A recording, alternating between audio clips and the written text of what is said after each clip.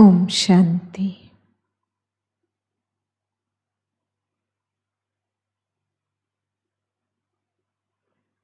శివబాబా స్మృతిలో ఉన్నారా?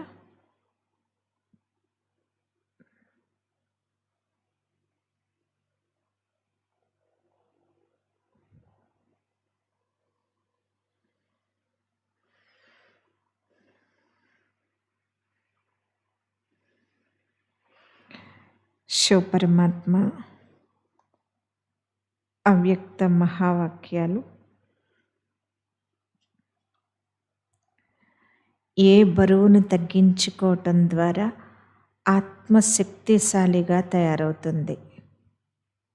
జవాబు: ఆత్మపై వ్యర్థమనే బరువు ఉంది. వ్యర్థ సంకల్పాలు, వ్యర్థ మాటలు, వ్యర్థ కర్మలు ద్వారానే ఆత్మ బరువైపోతుంది. ఇప్పుడు ఈ బరువుని తగ్గించుకోండి. ఈ బరువు తగ్గాలంటే ఏం చేయాలి? సదా సేవలో బిజీగా ఉండండి. మనన శక్తిని పెంచుకోండి. మనన శక్తి ద్వారా ఆత్మ శక్తిశాలిగా తయారవుతుంది. ఎలా అయితే భోజనాన్ని అరిగించుకోవటం ద్వారా రక్తంగా తయారవుతుంది, ఆ శక్తే మనకి పనిచేస్తుంది.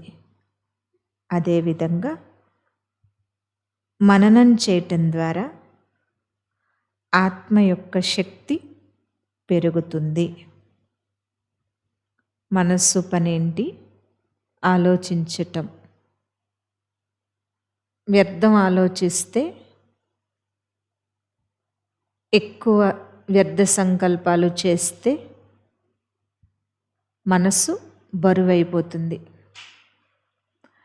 జ్ఞానం గురించి ఆలోచించండి. మహావాక్యాలు మననం చేసుకోండి. అప్పుడు ఆత్మ శక్తిని పెంచుకుంటుంది.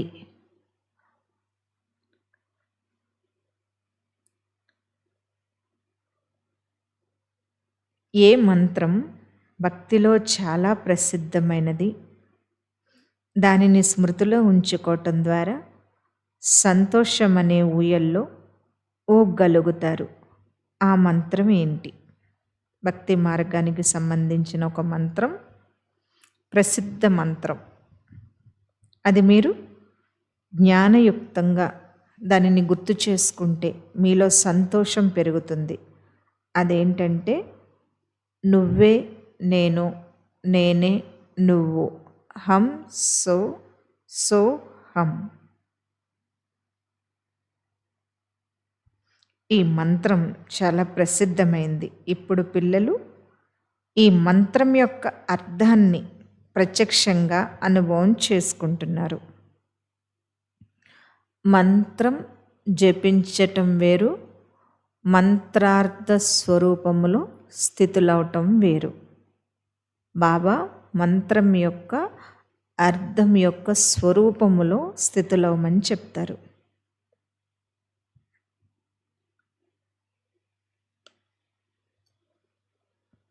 ఇప్పుడు బ్రాహ్మణాత్మలము తిరిగి దేవాత్మలుగా అవుతాము. ఇదే ఆ మంత్రం యొక్క అర్థం. ఇదే అద్భుతం. ఈ స్మృతిలో ఉంటే సదా సంతోషం యొక్క ఊయల్లో ఊగుతూ ఉంటారు. బ్రాహ్మణుల నుండి దేవత, దేవత నుండి మళ్ళీ బ్రాహ్మణులుగా, ఇలాగా.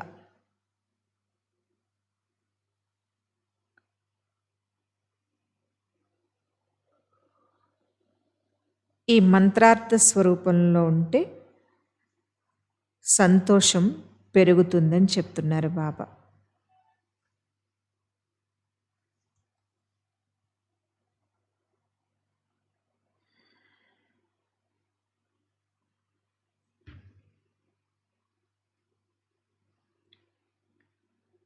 ధారణా పాయింట్: బాబాని చూడడానికి బదులు విషయాలు చూడటంలో నిమగ్నమైపోతున్నారు.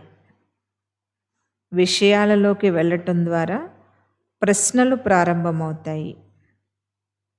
బాబాని చూస్తే బాబా ఎవరు? బిందువు. బాబాని చూస్తే ప్రతి విషయంలో బిందువు పెట్టగలరు. విషయాలు వృక్షం లాంటివి, బాబా బీజం.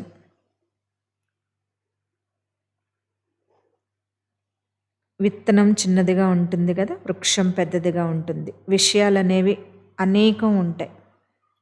మీరు విషయాలని చూడకూడదు, బాబాని చూడాలి. బాబా బీజం, విషయాలు వృక్షం.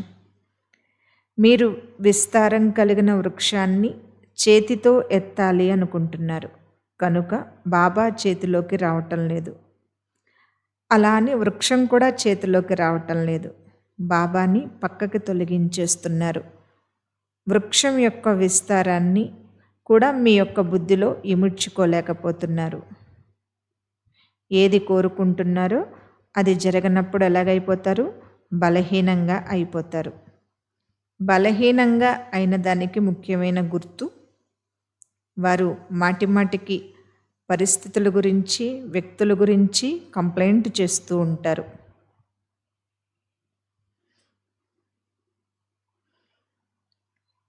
ఎంత కంప్లైంట్ చేస్తూ ఉంటారో అంత స్వయం చిక్కుకుపోతూ ఉంటారు.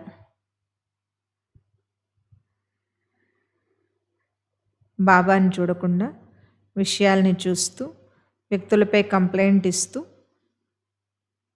స్వయం చిక్కుకుపోతూ ఉంటారు. ఈ విస్తారం ఒక జాలంగా అవుతుంది.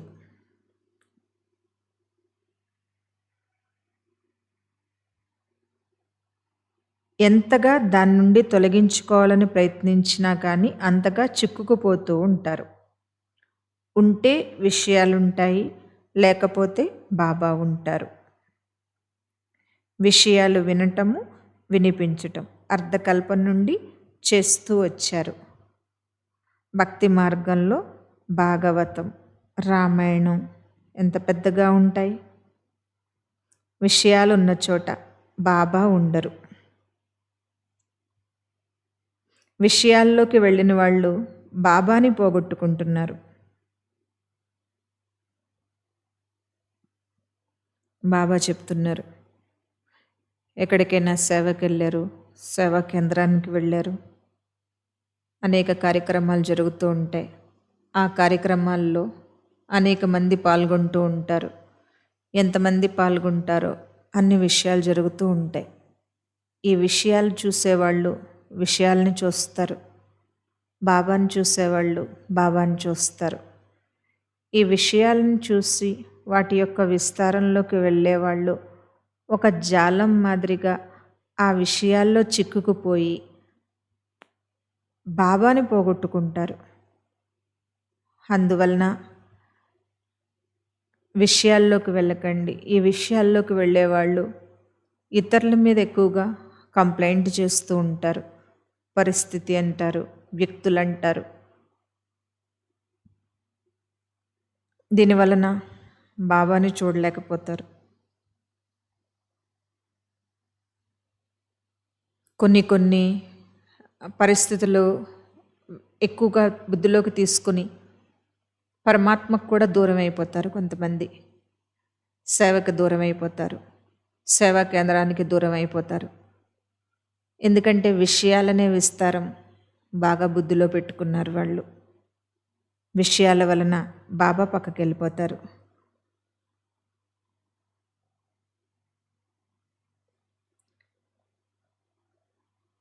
విషయాల యొక్క విస్తారంలో రంగురంగుల విషయాలుంటాయి. అవి ఆకర్షితం చేస్తూ ఉంటాయి. వాటి నుండి తొలగిపోతే సహజ యోగి అయిపోతారు. యోగి అంటే బాబాని స్మృతి చేస్తూ ఉండేవారు, బాబాని చూస్తూ ఉండేవారు. మాయా అంటే విషయాలను చూస్తూ ఉండటం. ఈ విషయాలు చూసే మాయలోకి వెళ్ళేవాళ్ళు యోగం నుంచి వంచితులైపోతారు. అంటే బాబా నుండి వంచితులైపోతారు. విషయాలున్న చోట బాబా ఉండరు కదా. బాబా ఉన్న చోట ఏ విషయాలు రావు, అవునా కదా. బాబా గురించి, బాబా చెప్పిన మహావాక్యాల గురించి ఇలా మాట్లాడుకున్నప్పుడు మనకి ఏమైనా విషయాలు వస్తాయా? వ్యక్తుల గురించి మాట్లాడుకున్నప్పుడు విషయాలు వస్తాయి. ఇలాగా విషయాలు వదిలేసిన వాళ్ళు సహజయోగి అయిపోతారు. విషయాలు పట్టుకున్న వాళ్ళు జాలంలాగా అందులో చిక్కుకుపోతారు.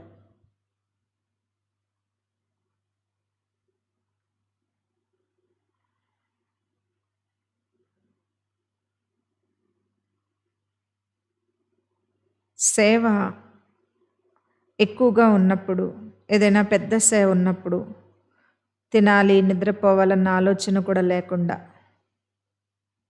ఒకవేళ ఏమైనా చిన్న చిన్న సంఘటనలు జరిగినా వాటి నుంచి అతీతంగా ఉంటారు. ఎందుకని? విశాల కార్యం చేయాలన్నది బుద్ధిలో ఉంటుంది. బిజీగా ఉంటారు కాబట్టి అప్పుడు చిన్న చిన్న విషయాలకు ఖాళీ ఉండదు, అవునా కదా. విశాలమైన సేవ జరుగుతున్నప్పుడు ఇంకా చిన్న చిన్న విషయాలకు అసలు ఆలోచించే ఖాళీయే ఉండదు. అలాగే మీ బుద్ధిని సదా బిజీగా ఉంచుకునేలాగా డైరీ తయారు చేసుకోండి.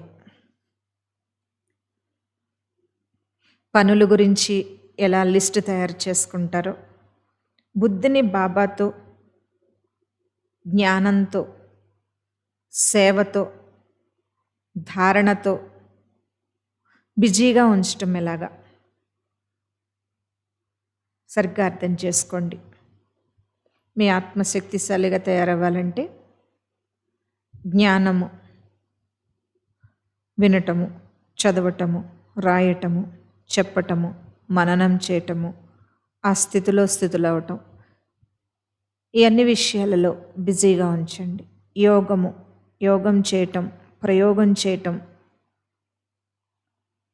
అనుభవం చేసుకోవటం, అలాగే ధారణ, ఏదో ఒక ధారణ పాయింట్ తీసుకుని రోజంతా ధారణ చేయటం. బాబా ఒక మురళీలో చెప్పారన్నమాట. ఏమని? మీరు ఎంతగా ధ్వనిలోకి తక్కువగా వస్తూ ఉంటారో అంతగా ధ్వనికి అతీతంగా అయ్యే స్థితి మిమ్మల్ని ఆకర్షిస్తూ ఉంటుంది అని చెప్పారు. అంటే అర్థం ఏంటంటే, మీ ఇంట్లో కానీ ఆఫీస్లో కానీ ఏదైనా పనులు చేసుకుంటున్నప్పుడు బాబాను తోడు పెట్టుకుని చేసుకుంటూ ఉన్నప్పుడు కాసేపటికి యోగం చేసుకోవాలని మీకు అనిపిస్తుంది. అంటే ధ్వనిలోకి ఎక్కువగా రాలేదు కదా. ధ్వనిలోకి ఎక్కువగా రాకుండా బాబాతో మాట్లాడుకుంటూ ఉన్నప్పుడు యోగం చేసుకోవాలనిపిస్తుంది అన్నమాట. విషయాలనేవి విస్తారంలో కానీ వెళ్తే గనక బాబాని కూడా మర్చిపోతారు. విషయాల్ని చూడకండి, బాబాని చూడండి. కనుక డైలీ మీకు ఒక దినచర్య ఉండాలి. ఏం దినచర్య అంటే, మీ మనస్సుని బుద్ధిని జ్ఞానంలో, యోగంలో, ధారణలో లేదా సేవలో, ఏ సేవ లేకపోతే మనస సేవ అయినా సరే చేయాలి. స్థూల సేవ చేయని పక్షంలో. అలాగని స్థూల సేవ చేస్తున్నప్పుడు మనసా సేవ చేయొద్దని కాదు. ఏ సమయంలో ఏ సేవ ఉంటే ఆ సేవ చేస్తూ ఉండాలి.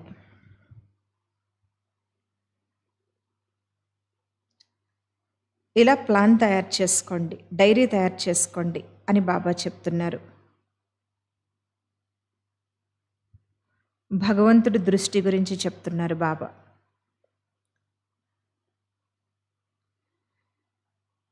స్మృతి చిహ్న చిత్రంలో చూపించారు. భగవంతుని యొక్క దృష్టి రాయిపై పడితే అది బంగారంగా అయిపోయింది అని. అలాగే భగవంతుడు స్వీకరించిన రత్నాలు, శ్రేష్ఠ రత్నాలు మీరు. భగవంతుడు స్వీకరించిన శ్రేష్ఠ రత్నాలు మీరు.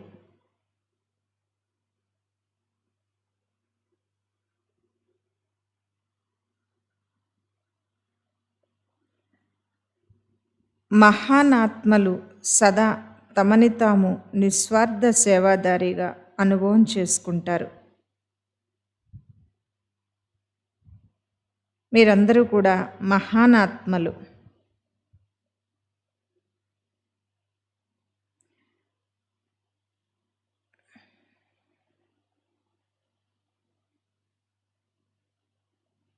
బాబా దృష్టిలో అందరూ కూడా మహానాత్మలు, భగవంతుడు స్వీకరించిన శ్రేష్ఠ రత్నాలు. మీరు శక్తులు. శక్తులు అంటే మాయని జయించిన వారు శక్తులు. శక్తుల ముందుకి ఏ విధమైన మాయ రాలేదు. శక్తి మాయపై స్వారీ చేస్తుంది. కనకదుర్గ చూపిస్తారు కదా, సింహంపై స్వారీ చేస్తున్నట్టు. శక్తుల చేతిలో త్రిశూలం ఉంటుంది. త్రిశూలం దేనికి గుర్తు? మాస్టర్, త్రినేత్రి, త్రికాలదర్శి, త్రిలోకనాథులు, ఈ అన్ని స్థితులకు గుర్తుగా త్రిశూలం చూపించారు. త్రినేత్రి జ్ఞానం అనేటటువంటి నేత్రము, సంపూర్ణత అనేటటువంటి నేత్రము. త్రికాలదర్శి 3 కాలాలను తెలుసుకునేవారు. త్రిలోకనాథులు 3 లోకాలలో కూడా అధిపతులుగా ఉండేటటువంటి వారు. ఈ అన్ని స్థితులకు గుర్తుగా త్రిశూలం చూపించారు శక్తులకి, అంటే దేవతలకి.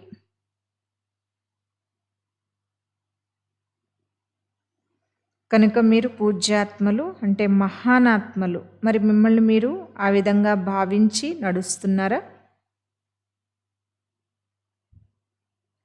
అయితే ప్రపంచంలో ఎలా ఉండాలంటే, మీరు ఇలాంటి పూజ్యాత్మలుగా అవ్వాలంటే ఇప్పుడు మాత్రం అతిథిగా ఉండాలి. త్యాగానికి భాగ్యం తయారవుతుంది. దేహంలో కూడా అతిథి, దేహరూపి ఇంటితో కూడా నిర్మోహిగా అయిపోతారు. అతిథికి తనదంటూ ఏదీ ఉండదు. అతిథికి అన్నీ ఉంటాయి, కానీ నాదనేదే ఉండదు. అన్ని వస్తువులు కార్యంలో ఉపయోగిస్తారు, కానీ నాదనే భావన ఉండదు. అందువలన అతీతంగా ఉంటారు. బాబా ఏం చెప్తున్నారంటే, ఎవరైనా శరీరం వదిలిపెట్టిన వాళ్ళ గురించి ఒక్కసారి ఆలోచన చేసుకోండి. వాళ్ళవన్నీ వాళ్ళు వదిలేసి వెళ్ళిపోయారు. వాళ్ళవి అనుకున్నవన్నీ కూడా వదిలేసి వెళ్ళిపోయారు. ఏవీ తీసుకెళ్లరు.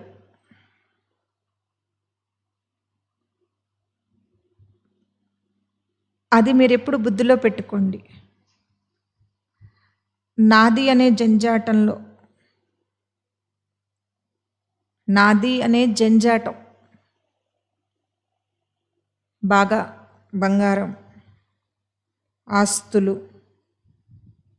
ధనము, ఇల్లు, పొలము అన్నీ నావి నావి అంటూ వాటిని బాగా సమకూర్చుకోవటంలో, సంపాదించుకుంటున్నది పోగు చేసుకోవటంలో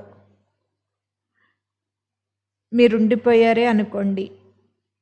ఎన్ని సంవత్సరాలు జ్ఞానంలో ఉన్నప్పటికీ వాటి మీద మీకు మమకారం పోలేదనుకోండి,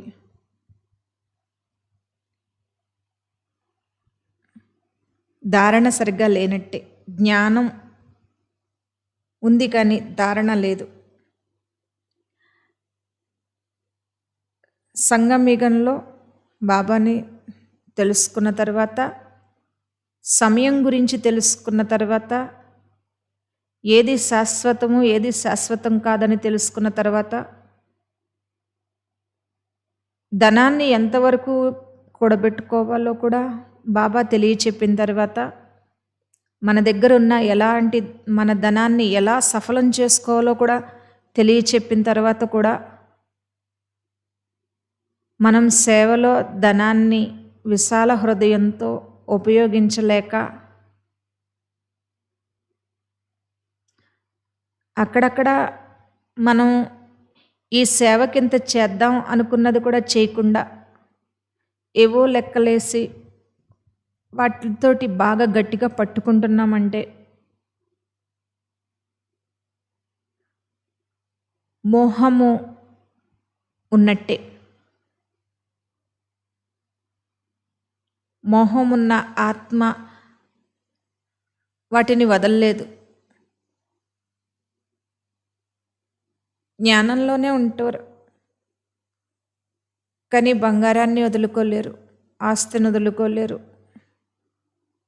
ఇల్లు, పొలము, డబ్బు కొంచెం కూడా ఈశ్వరుడి సేవలో ఖర్చు పెట్టుకోలేరు. లేక కాదు, ఉండి కూడా. డబ్బు లేక కాదు, డబ్బు ఉంది, కానీ ఇంకా కూడా జమ చేసుకోవాలి, పోగు చేసుకోవాలి, దాచుకోవాలి, లేదా వడ్డీతో దాన్ని పెంచుకోవాలి అన్న ఆలోచనలే వస్తున్నాయంటే మోహం ఖచ్చితంగా ధనంతో ఉన్నట్లే. పరమాత్మ శ్రీమతం ఏంటంటే మీరు తినడానికి, సౌకర్యంగా ఉండటానికి కావలసిన ధనం మాత్రమే మీ దగ్గర పెట్టుకుని మీదంతా కూడా ఈశ్వరుడు సేవలో సఫలం చేసుకోండి అని చెప్తున్నారు.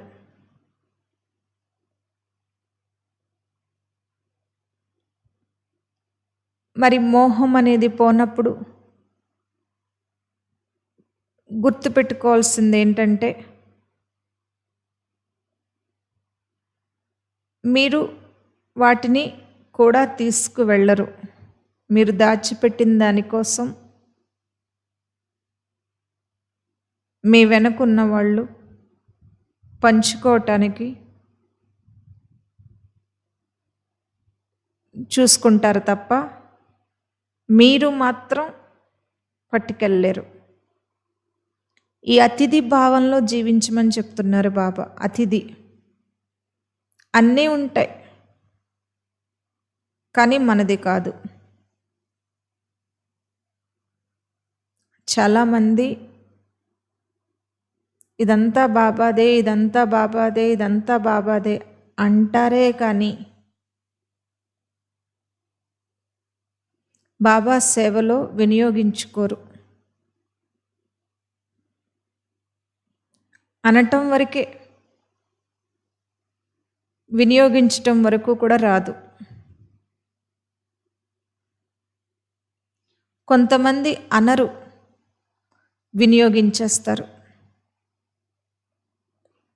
కానీ ఇక్కడ గుర్తుపెట్టుకోవాల్సింది ఏంటంటే మీరు దాచుకుంటే వదిలేసుకోవాలి, సఫలం చేసుకుంటే వెంట తీసుకెళ్తారు. ఇదొక్కటే. భగవంతుడు ఏం చెప్తున్నారు? మీరు ఈ ప్రపంచంలో కనీసం దేహరూపి ఇంటి నుంచి కూడా మీరు నిర్మోహి అయిపోవాలి అని చెప్తున్నారు బాబా. వదిలి వెళ్ళాల్సిందే అని గుర్తుపెట్టుకోవాలి ప్రతిదీ కూడా. నేను ఈ దాచుకున్నదంతా వదిలిపెట్టేసి వెళ్ళిపోవాలి అనుకోండి, అతిథిగా ఉండండి, అతిథి భావంతో ఉండండి, త్యాగం చేయండి. త్యాగం ద్వారానే భాగ్యం జమ అవుతుంది. అతిథికి అన్నీ ఉంటాయి, కానీ ఏది నాది కాదనుకుంటారు. అలాగే మీకు సమకూర్చి పెట్టుకున్నవి కూడా నాది కాదు, ఇది బాబాది అనుకోండి. అతీతంగా ఉండాలి. అన్ని వస్తువుల్ని కార్యంలో ఉపయోగిస్తూ ప్రియంగా ఉండాలి. ఈ విధంగా అతిథిగా ఉండేవారు కుటుంబంలో ఉంటూ కూడా అతిథిగా ఉండాలి. సేవా సాధనాలను ఉపయోగిస్తూ కూడా అన్నిటికీ అతీతంగా బాబాకి ప్రియంగా ఉంటారు. ఎవరైతే త్యాగం చేస్తారో, ఎవరైతే అతిథిగా జీవిస్తారో వారు బాబాకి ప్రియంగా ఉంటారు. బాబా చెప్పినట్లు చేసేవాళ్లే బాబాకి ప్రియమైన వాళ్ళు. ఎప్పుడైనా గుర్తుపెట్టుకోండి. బాబా అతిథిగా జీవించమంటున్నప్పుడు వాళ్ళు అతిథి స్థితిలో ఉంటుంటారు కాబట్టి వాళ్ళు బాబాకి ప్రియమైన వారు. మరి మిమ్మల్ని మీరు ఆ విధంగా అతిథిగా భావిస్తున్నారు కదా. ఈరోజు ఇక్కడ ఉన్నారు, రేపు మీ ఇంటికి వెళ్ళిపోతారు, తిరిగి మళ్ళీ రాజ్యంలోకి వస్తారు. ఇదే ధ్యాస ఉండాలి. ఇప్పుడిప్పుడే కార్యంలోకి రావాలి, ఇప్పుడిప్పుడే అతీతం అయిపోవాలి. ధనం పోగు చేసుకోవటం, దాచుకోవటం, ఇవన్నీ కూడా లౌకిక జీవితం. ఆ పోగు చేయటమే జీవితం అనుకుంటారు వాళ్ళు. కానీ సఫలం చేసుకోవటం ఇదే పద్ధతి అలౌకిక జీవితానికి. అది జన్మ జన్మలకి ప్రాప్తినిస్తుంది. కేవలం ధనమనే కాదు, శ్వాస, సమయము, సంకల్పము అన్నీ కూడా అతీతంగా ఉండాలి. దేహంతో కూడా అతీతంగా ఉండాలి. దేహ సంబంధాలు, అత్తగారు, మామగారు, భర్త, పిల్లలు, మనవలు, దేహ సంబంధాలు, ఈ దేహ సంబంధాలతో కూడా అతీతం. వైభవాలు అంటే వైభవంగా కొనేసుకోవటం, సాధనాలు, అవసరం వేరు, కోరిక వేరు. వైభవాలు అన్నీ వైభవంగా కనిపించాలి కొందరికి. ఈ వైభవాలు వీటన్నిటి నుంచి అతీతం అవ్వాలి. ఈ అతీత స్థితి ఎంతో ప్రియమైనది. త్యాగి జీవితం, నిరాడంబర జీవితం బాబా దృష్టిలో ఎంతో ప్రియమైన జీవితం. ఈ త్యాగం అలవాటు చేసుకుంటే జీవితం ఎంతో ప్రియంగా ఉంటుంది. దాచుకోవటం దాచుకోవటం దాచుకోవటం ఇది మిమ్మల్ని గృహస్థిగా తయారు చేసి మాయా జాలంలో, మోహం అనే జాలంలో చిక్కుకున్న సాలెపురుగులాగా అయిపోతారు. నా పిల్లలు అనుకుని, నా వాళ్ళు అనుకుని దేహ సంబంధికులతో చిక్కుకున్న, దేహంతో చిక్కుకున్న, వైభవాలతో చిక్కుకున్న ఏమైపోతారు? బందీ అయిపోతారు. సాలెగూడులో చిక్కుకున్న సాలెపురుగు అయిపోతారు. సాలెపురుగు ఏం చేస్తుంది? తన నుంచి వచ్చిన ఆ మెటీరియల్తోనే కదా సాలెగూడు తయారు చేసుకుంటుంది, మళ్ళీ అందులోనే చిక్కుకుంటుంది. అలాగే ఇవన్నీ తయారు చేసుకున్న దాంట్లో మనమే చిక్కుకుంటాం.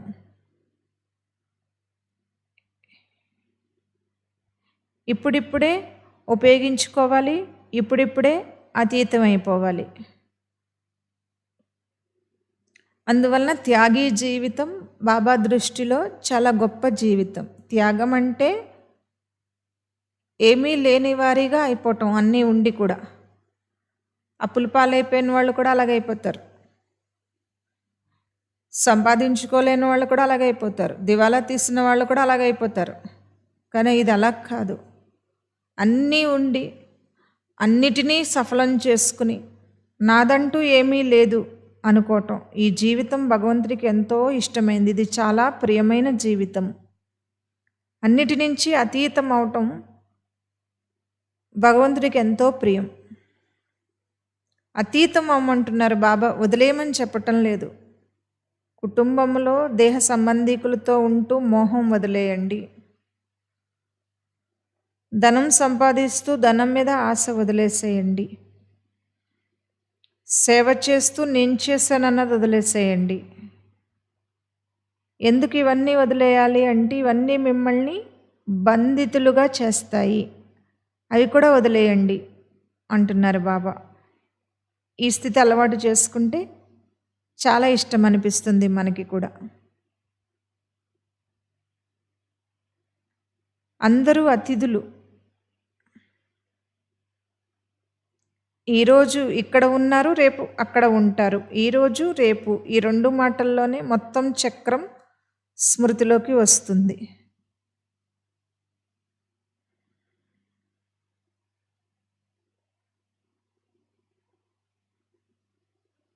అందువలన అతిథులై జీవించండి అని చెప్తున్నారు బాబా.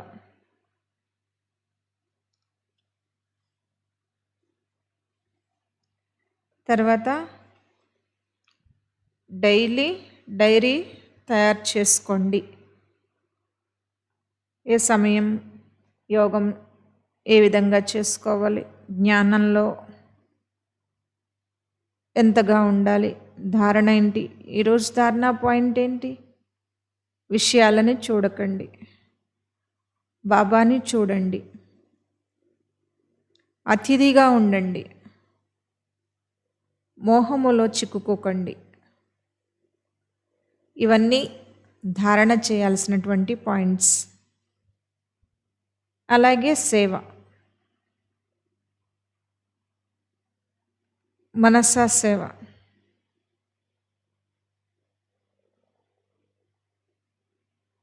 మనసా సేవ అంటే డబ్బు లేకపోతే ఎవరికైనా మన దగ్గర ఉన్న డబ్బు ఇచ్చి ఎలా సహాయం చేస్తామో, ఏ కష్టం వలన ఎవరు బాధపడుతున్నా వారి తరఫున మనం బాబాని స్మృతి చేసుకుని ఆ స్మృతికి ఫలితంగా వచ్చిన పుణ్య ఖాతాను వాళ్ళకి ట్రాన్స్ఫర్ చేసి వారి కష్టాన్ని తేలిక చేయమని పరోపకార భావనతో దయా హృదయంతో భగవంతునితో సంకల్పం చేయటం. ఈ సంకల్పాల ద్వారా కూడా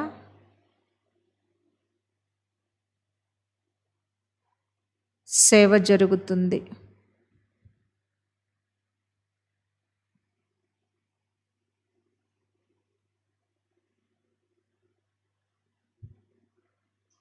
దయా హృదయంతో మీరు చేసిన ఆ సంకల్పం భగవంతునికి చేరాలి, భగవంతునిలో ఉన్న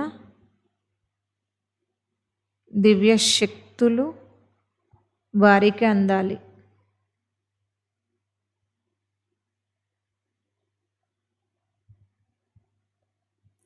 ఎల్ఐసి పాలసీ ఏదైనా తీసుకునేటప్పుడు పాలసీ చేయించేటటువంటి వారు ఒకరు ఉంటారు, చేసేటటువంటి వారు ఒకరు ఉంటారు, కంపెనీ ఒకటి ఉంటుంది కదా. అలాగే ఇచ్చేవారు బాబా, తీసుకునేవారు వారు, మధ్యలో మనము సంకల్పం చేయటము. ఇదే మనసా సేవ.